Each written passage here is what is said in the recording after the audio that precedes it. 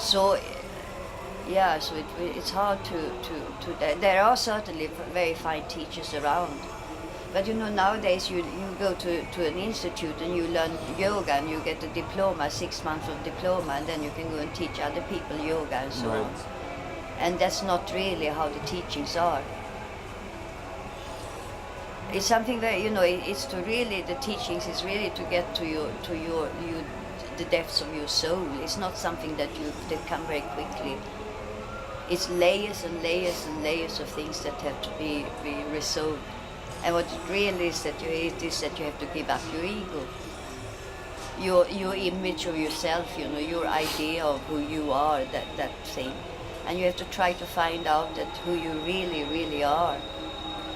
And that is also hard, hard for anyone these days when we live in such a world of images.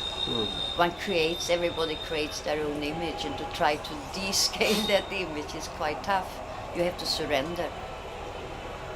And these days it's very hard to surrender because that aham, that ego is very strong, because you kind of use that to survive on these days.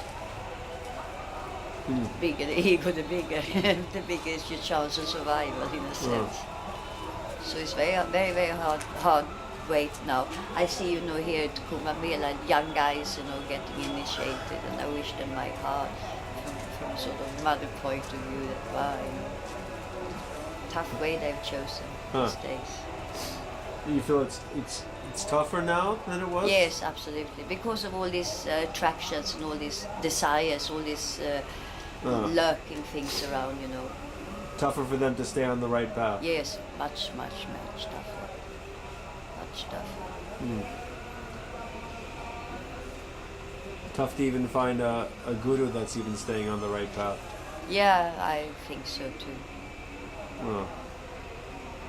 Though that the other day someone was saying, there's lots of gurus, but it's very hard to find good disciples. Yes.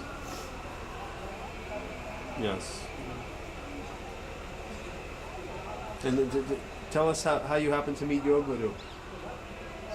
Well, Your guru. Turn on the fan, maybe. Yeah. It's like. Well, first it sort of started, I guess, with personal history, two lovely children, and a divorce, and the children going this way, and then me standing there, what to do. So I came to India, and sort of subconsciously looking for something to substitute my children, I guess. And so I just set out, and I traveled a lot and went around India, all around India. And then I finally came up to this town in the mountains here, Bageshwar. And there I met my guru. And it was a kind of an instant recognition somehow. It's like I'd known him before. And he must have felt like the same, because it was very kind of very compassionate of him to pick me up, so to say. Because as I said before, this kind of Naga realm is not really for Western women. Not at all. So I felt from the very beginning also very honored that I could stay there and pick, that he accepted me and that I could stay there with him. So I really tried from the very, very beginning to be a very good disciple. Very good disciple. In order to show honor to him. And I still do that in a way, He's still, he passed away 15 years ago. So for 15 years I've been sort of coping on myself. But he's still very much with me, and most actions I do, the awareness of him is always there in order for me to act in a truthful way. And you haven't found anyone else since you Yes, I have found many who are equally. Maharaj here. I feel very, very, very, very, very blessed that I found Maharaj here. He's amazing, very, very fine, very, very fine. I feel really, really blessed. And I also find this, now they're all eating, all my new Guru brothers, I feel that this family here, it is not my family, not my Akara family, this one. but I feel that I've been adopted into this family. Mm. And I've looked very much to Guruji here as my guru. Mm. And along the line, I've also met other people, other men or other gurus that have helped me along the line. Ever know any women gurus that you've encountered? No, I have a yeah. In one sense, I have a German friend living here in Hardwar. German. She's a sannyasi too, like me, my age too. And we've been sannyasis for about the same amount of time. She lives here nearby. No. She has an ashram here. Navadapuri, you're talking. Yes. Yes. And in a sense, so we are guru sisters.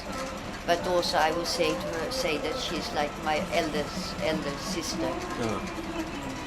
And you felt very strongly about staying in this particular, akada in this particular way. There's never ever been a question of choice. Yeah. It's just been a question of gratitude that I'm here. Never, not a moment of choice, or not a moment of hesitation. It feels very much for me too, sometimes I'm also wondering how it come all this to me in my life. Thinking of where and how I was born and brought up. But, so there's only gratitude I can feel. Yeah, it seems in some parts of India, like maybe like in Bengal and in the east and somewhat in the south, that there are some more traditions of female gurus. Yeah, but you see, the symbol of Indian woman is motherhood, is Amma. Huh? That is what an Indian woman guru is. She's Amma, she's mother. She's not these are yogis, these are male gurus. These are very strong Shiva mind. Amma sits in the heart, That's where the women's gurus are. And there are some very fine women in India too. But they don't sort of publicize themselves really. But it's in a sense that every village has the elder lady in the village is the Amma of the village, is the wise woman of the village. So that is how women are taken care of, women learn. Women has a very different role here in India than they have in the West, they are mothers. And the teaching for a mother is to be a good mother. Interesting.